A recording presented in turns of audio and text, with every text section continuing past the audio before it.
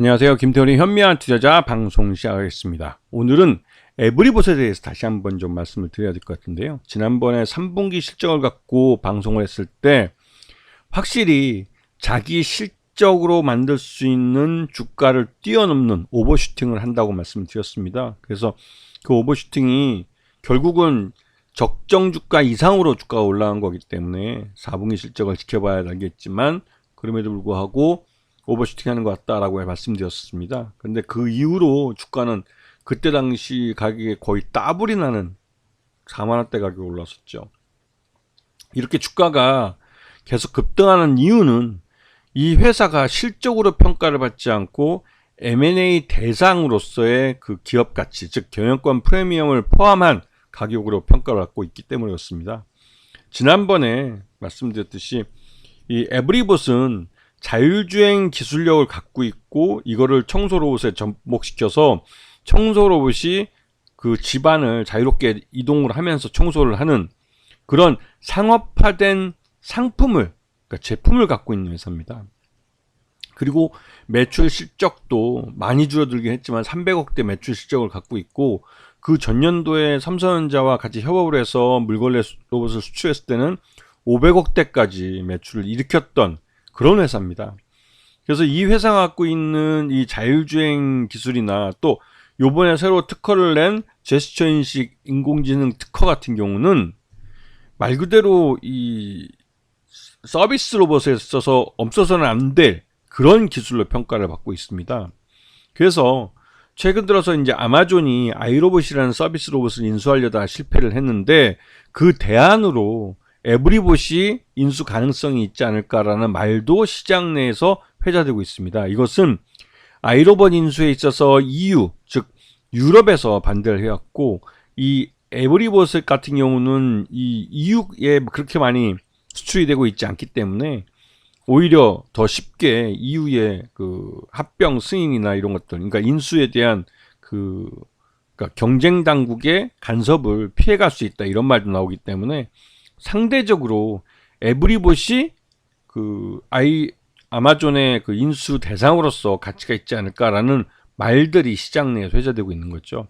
그러면서 자연스럽게 에브리봇의 몸값이 올라가고 있는데요.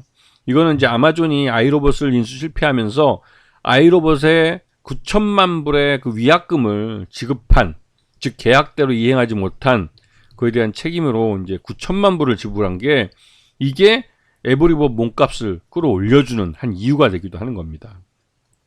자, 지난 3분기까지 실적들을 보시게 되면 이 에브리봇의 그 다양한 로봇들 중에 이 삼성전자의 로봇 정책이 변경되면서 그 단종이 된 VR6000이라는 이게 이제 제로가 됐죠, 제로가. 이게 꽤 큰 매출액을 담당해 왔었는데 이게 꽤 줄어들었어요. 완전히 없어졌고, 그리고 그 외에 다른 이 3스핀 EV나 다른 그 새로 신제품들이 나름대로 뭐 실적을 많이 끌어당겨 주긴 했지만 전체적으로 매출액은 이 작년 316억대로 줄어들었죠. 이게 530억이나 매출했던 때에 비해서 316억이면 굉장히 많이 줄어든 겁니다. 영업이익도 거의 한 4분의 1, 3분의 1 토막 났고 당기순이익도 거의 반 토막이 났죠. 그럼에도 불구하고 로봇주 중에서 확실하게 자기 시장을 갖고 있고 매출을 일으키면서 순이익도 내고 있는 회사이면서 요번에 또 제스처 인식 같은 그런 새로운 신기술을 개발해내고 그걸 인공지능과 접목시켜서 로봇에다가 새로운 이런 기능을 집어넣어 줄 수 있는 실력을 갖고 있는 회사라고 평가를 받고 있는 겁니다. 그래서 이 회사는 지난해 3분기까지 실적, 그러니까 그 주주 구성을 보면 최대주 쪽 특수강의 포함해서 35.67%를 갖고 있습니다. 그래서 경영권은 굉장히 안정되어 있는 상태고요. 그리고 지금 현재 보시면 아시겠지만 주가가 47,000원대까지 뭐 올라가 있는 상태죠. 이 정도면 올해 들어와서 거의 뭐 15,000원대 기준을 한 2, 3,000원대에서 지금 47,000원이니까 한 300% 정도 단기간 주가가 급등을 한 겁니다. 이렇게 단기적으로 주가가 뭐 실적에 비해서 더 오버해서 올라가는 경우에는 실적을 뛰어넘는 이유가 있는 거죠. 앞에서부터 계속 말씀드렸지만 에브리봇은 그 아마존이 그 아이로봇이라는 로봇 회사를 인수하려다 실패한 것 때문에도 이 에브리봇의 몸값이 이렇게 많이 올라간 거죠. 그래서 M&A가 된다면 에브리봇은 지금 경영권 프리미엄이 주가에 반영돼 있다고 해도 과언이 아닙니다.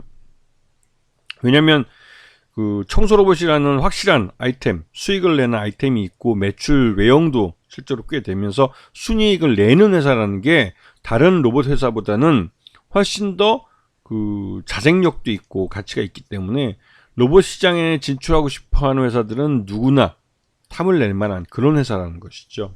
그러다 보니 에브리봇의 주가가 이 자기가 이제 수익을 내는 그 수익성보다는 이 M&A의 몸값으로 그 평가를 받고 있는 겁니다. 그래서 적정 주가 이상으로 오버슈팅하고 있는 거고, 지난번에도 말씀드렸지만 지난번에는 그 2월달 초죠. 2월달 초에 말씀드렸을 때는 이렇게까지 급등을 할 줄 몰랐어요. 물론 그 이후에 이제 4분기 실적이 엊그저께 이제 발표됐을 때 이 4분기 실적을 놓고 봤을 때는 37,000원 정도의 기업 가치는 나옵니다. 하지만 그게 이제 1분기 사이에 이렇게 급병하게 된 것은 주가가 오르면서 퍼도 같이 고평가되고 있기 때문에 나타난 현상이라 이거를 그 정상적인 주가라고 보기는 어렵죠. 특히 이제 M&A 이후에 새로운 M&A 주인공으로 등장할 그 주인, 그것에 대한 막연한 기대감이 주가에 반영된 걸 수도 있고, 아니면 그 인수자가 누구인지 모르겠지만 그 잠재적 인수자가 뭐 지금 에브리봇 경영진보다는 훨씬 더 에브리봇이라는 회사를 더 키울 수 있는 그런 존재라는 그런 것이 아닐까라는 추정이 되고 있습니다. 그래서 이렇게 그 실적과 상관없이 주가가 급등하는 종목들은 M&A나 다른 이슈가 숨겨져 있는 것이고, 이거는 솔직히 말해서 그 미리 공개되지 않기 때문에 일반 투자자들이 알기는 굉장히 어렵죠. 이거는 주가가 움직이고 나서야 알 수 있는 것이고, 잠재적으로는 물론 그 지금 현재 그 연초에 CES 2024에서 이제 이 LG에서도 그렇고 이 추가적인 M&A를 통해서 신규 시장, 즉 로봇 시장 같은 이런 쪽에 진출하겠다, 또 강화하겠다라고 얘기를 했기 때문에 이런 대기업들의 투자가 그 들어올 수 있는 그런 산업 섹터, 로봇, 인공지능, 뭐 이런 분야, 자율주행 이런 분야는 나름대로 언제든지 이제 M&A에 대해서 오픈된 마인드를 갖고 좀 보셔야 된다는 거죠. 그래서 M&A는 기업 가치를 가장 단기간에 가장 획기적으로 바꿔주는 것이기 때문에 이에 대해서 시장에서 그 이런 비슷한 종목들을 찾아서 먼저 돗자리를 깔고 들어가 앉아서 기다릴 줄 아는 그런 지혜가 필요한 때인 것 같습니다. 지금은 대기업들이 이런 신시장, 신기술을 기반으로 한 신시장에 너도 나도 들어가서 이제 M&A를 통해서 그 시장 진입에 대한 시간도 단축하고 또 조기에 일정 규모의 시장을 가져가려고 하고 있기 때문에 이렇게 확실한 자기 기술과 자기 시장을 갖고 있는 기업들은 몸값이 올라갈 수밖에 없습니다. 그런 면 때문에 에브리봇에 대해서 시장에서의 가치가 이렇게 단기간에 급등이 된 거죠.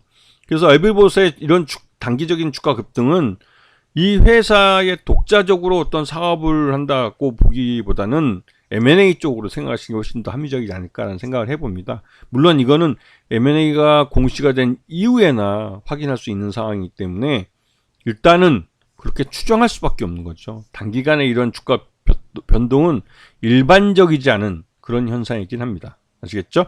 자, 오늘 방송 여기서 마치겠습니다. 감사합니다.